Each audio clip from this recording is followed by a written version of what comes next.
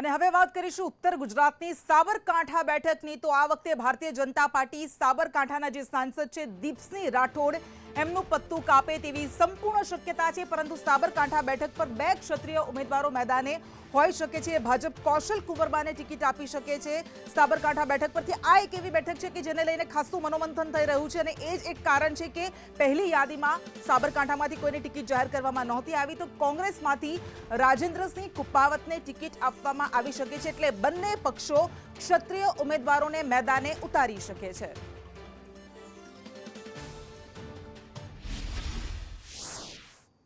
અને સાબરકાંઠામાં કયા કયા ચહેરાઓ અત્યારે એવા છે, કયા કયા નામ એવા છે કે જેને લઈને અટકળો ચાલી રહી છે? આપણી સાથે સંવાદદાતા જોડાઈ ગયા છે।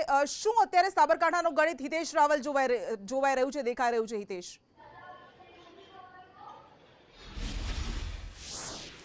જે સાબરકાંઠાની વાત કરીએ તો લોકસભાની સીટમાં વર્તમાન જે સાંસદ છે દીપસિંહ રાઠોડ જે બે ટર્મથી અત્યારે હાલમાં પણ તે રનિંગ છે અને તેમનું પણ પત્તું કપાઈ શકે તેવી સંભાવનાઓ સેવાઈ રહી છે।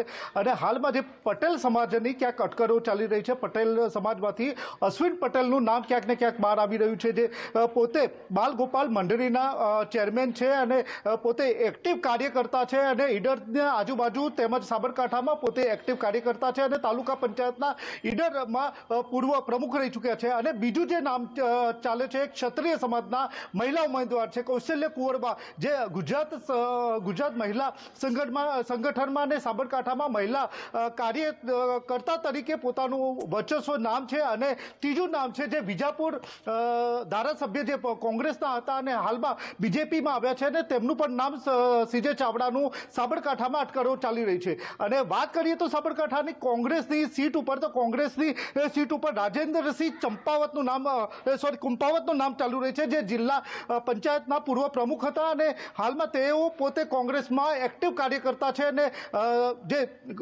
ગણાય કે સૌથી પ્રમુખ કાર્યકર્તા અને ક્ષત્રિય ઉમેદવાર તરીકે પોતે વર્ચસ્વ ધરાવે છે। અને અન્ય એક નામ છે પૂર્વ ધારાસભ્ય રાજુ ઠાકોર, તેઓ પણ તેમનું નામ અત્યારે હાલ સાબરકાંઠામાં લેવા રહ્યું છે। ક્યાંક ને ક્યાંક હાલમાં ઠાકોર સમાજ અને પટેલ સમાજમાં ક્યાંક ને ક્યાંક કોણે મત આપે એ તો આવનાર દિવસોમાં કરશે, પણ હાલમાં વર્તમાનમાં જે ગણાય અશ્વિન પટેલનું દાવેદારી બાબતમાં લઈને અટકળો વધી રહી છે।